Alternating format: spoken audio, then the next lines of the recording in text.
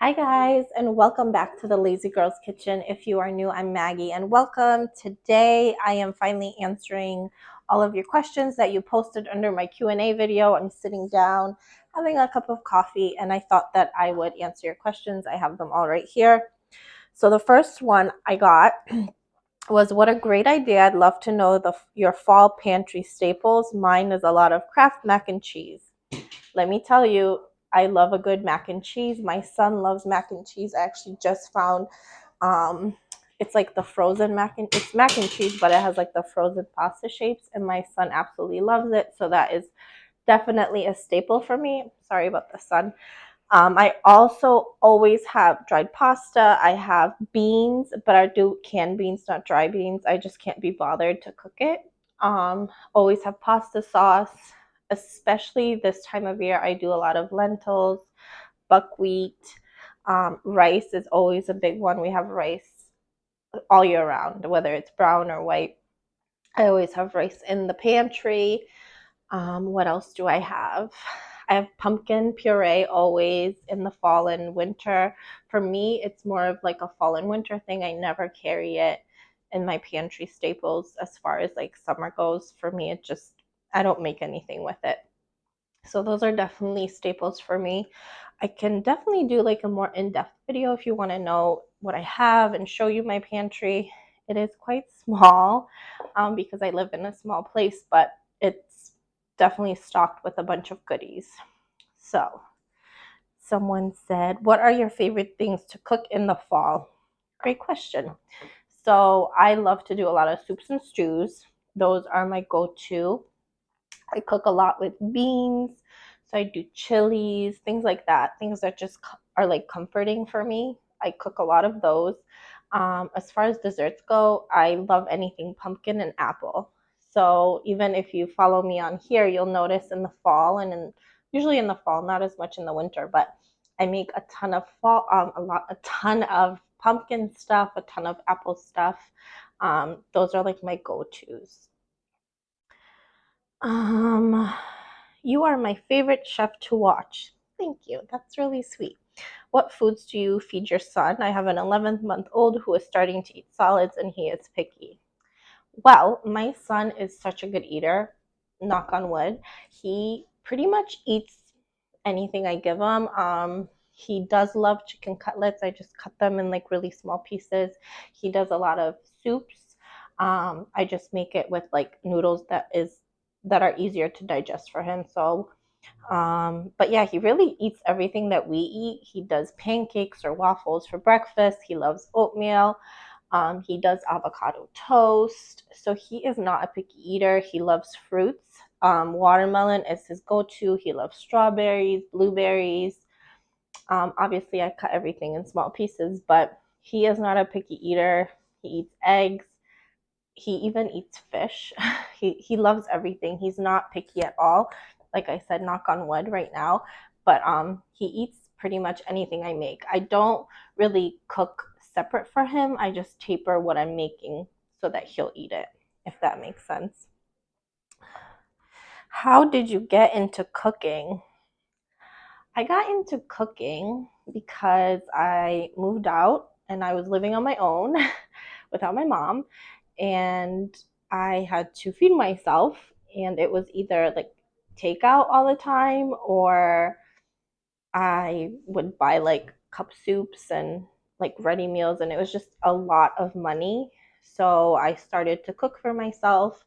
I would call my mom and ask her recipes and just, you know, talk to her about what I can make. I learned how to shop the circulars. So I would shop what's on sale that week and I would cook from that. And that really kept me on a budget. It helped me learn how to cook and just know that how much I fell in love with it. And then I soon became really, it just came naturally to me. You know what I mean? Like I would read a recipe and I would look at it as a roadmap instead of me having to follow step by step or exactly how the recipe was with all the ingredients. I would do what I wanted to, because then I started to feel more comfortable.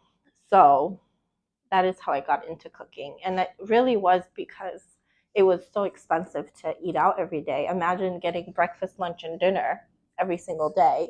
I mean, that's a lot of money, right? So I literally learned how to cook on my own. My fridge became stocked with lots of fruits, lots of veggies, um, things that I could make and I could stretch. So that is how I got into cooking, and I'm so glad that I did. Um, I'd like to know what activities you do during the fall, looking for inspo for me and my friends, first year college student, and your videos teach me how to cook. That is the sweetest thing. I'm so glad that you're in college, and congratulations, good luck.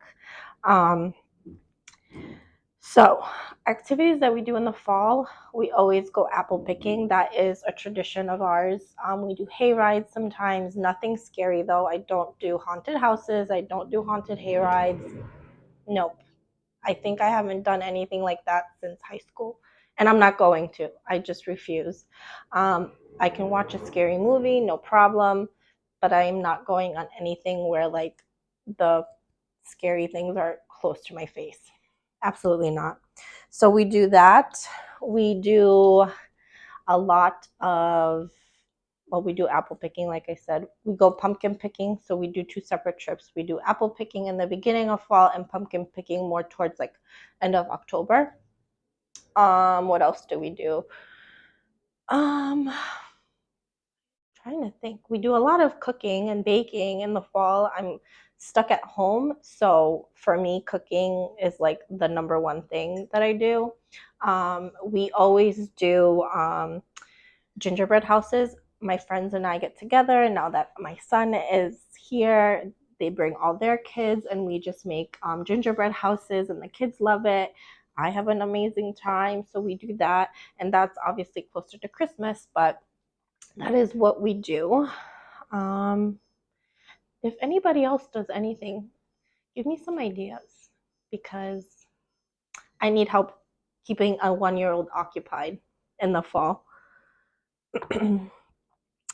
I've watched you since the beginning. I love your channel, and am surprised you don't have more subbies. I know, me too.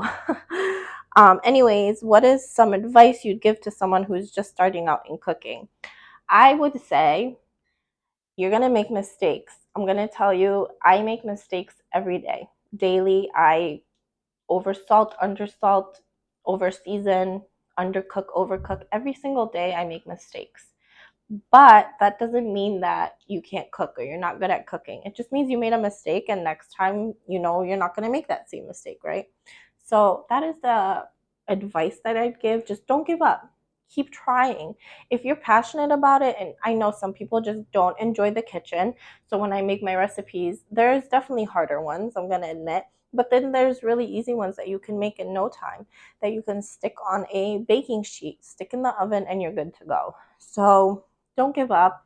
Keep trying. Sometimes I know that I'm much better cooking like meals and meaty things rather than doing desserts.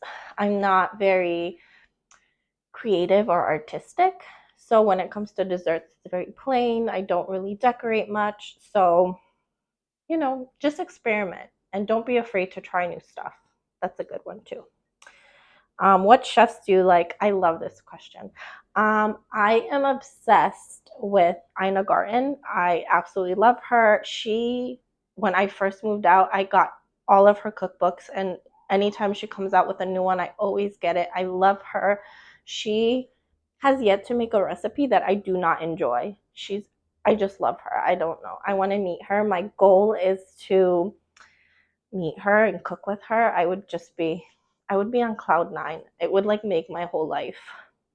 It would be like my son's birth, and then meeting her would be like the scale of exciting things in my life. I love her.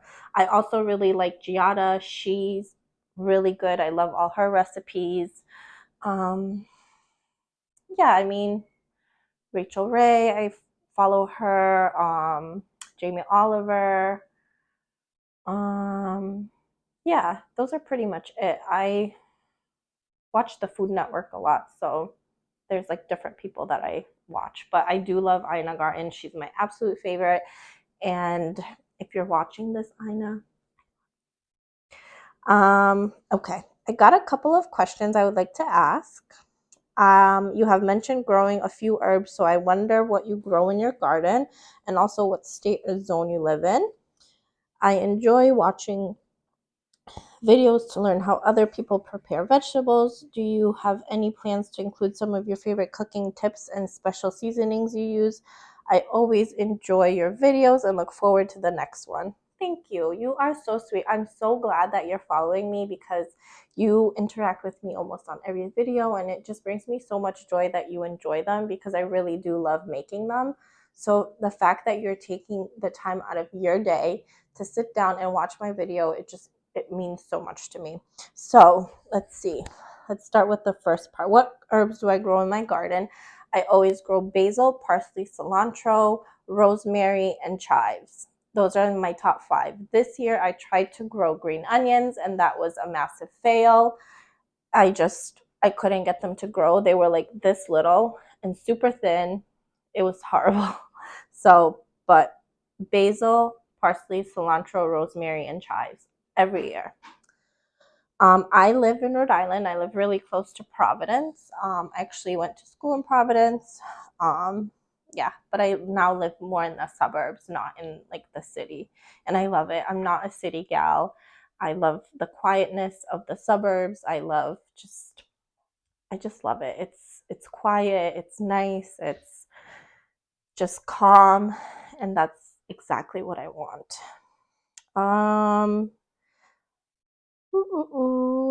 Favorite cooking tips and special seasonings. So my seasonings that I use are pretty much like you'll see that I use a lot of like dry herbs like marjoram, oregano, basil, parsley, salt, pepper. I use a lot of curry. I love using curry. But as far as like blends that I make, um, like my poultry blends, I always keep on hand. So what I share with you when I made the drumsticks, the 2 sets of drumsticks, I actually have those already prepared in a mason jar that I keep in my pantry. And then when I'm ready to bake it, I just add in one of them I need to add in soy sauce and vegetable oil. The other one is just vegetable oil. That's all I do. And then I coat them. So things like that will save you a ton of time, because when you're short on time and you don't really have anything to eat, but you need to make something, those things always save me. It also saves me when I need to make something in advance. For instance, the stuff that I make needs to marinate, but I'm going to be honest with you, sometimes I don't have the time for it to marinate, so I just season it and put it in the oven, and it still tastes great, but marinating definitely helps.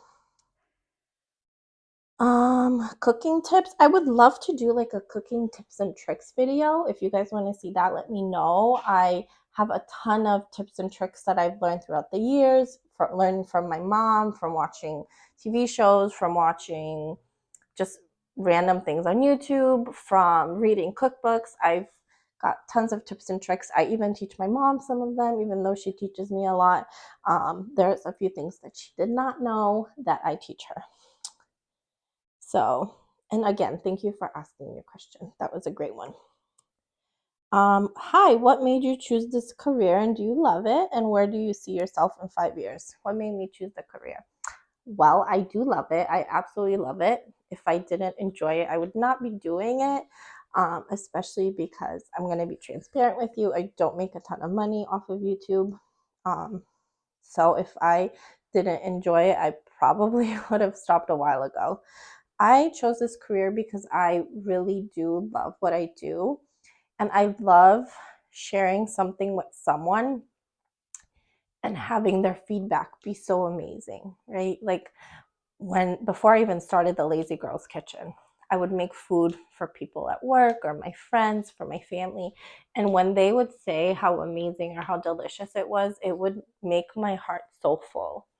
And I craved that. So I ended up just making the Lazy Girls Kitchen. And originally it was just supposed to be a blog. I was not going to make videos because I never felt comfortable in front of the camera. And then I decided that I wanted to do videos because sometimes I don't explain as well. when I'm writing. So if you see my hands and you see what I'm doing, it's a lot easier.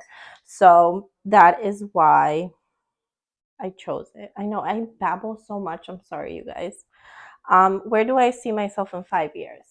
I see myself hitting 1 million followers on YouTube.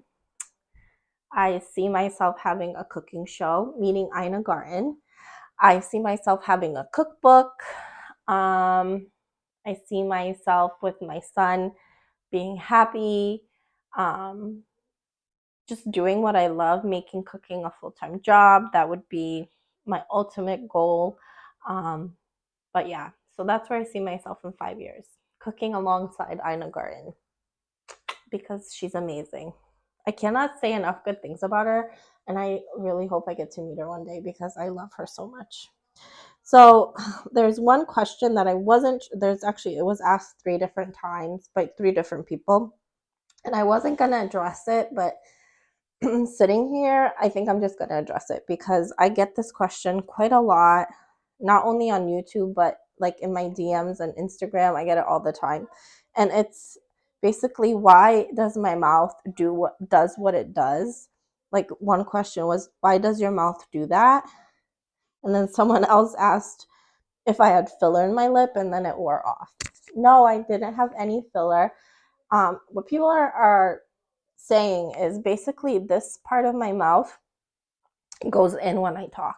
It's nothing medical. There's nothing like wrong with my mouth. It's just the structure of my mouth. I've gotten so many DMs about this on Instagram. I feel like I would be a millionaire if I got $1 for every time someone asked me about my mouth. There's nothing wrong with it. It's not a nerve thing. It's just how my mouth is structured. It could be because when I was younger, I would constantly bite this side of my lip, like inside. And I think that may have done something. I don't know, but I've talked to the doctor about it. I've seen like my dermatologist. I know they're like skin, but I've talked to doctors about it, and it's not anything that like cosmetic surgery would fix, right? But I don't want that. I'm very happy with my face for right now. Who knows, 6 years down the road, that may change, but I like it. I think it makes me stand out. I'm all about being natural, just embracing who you are.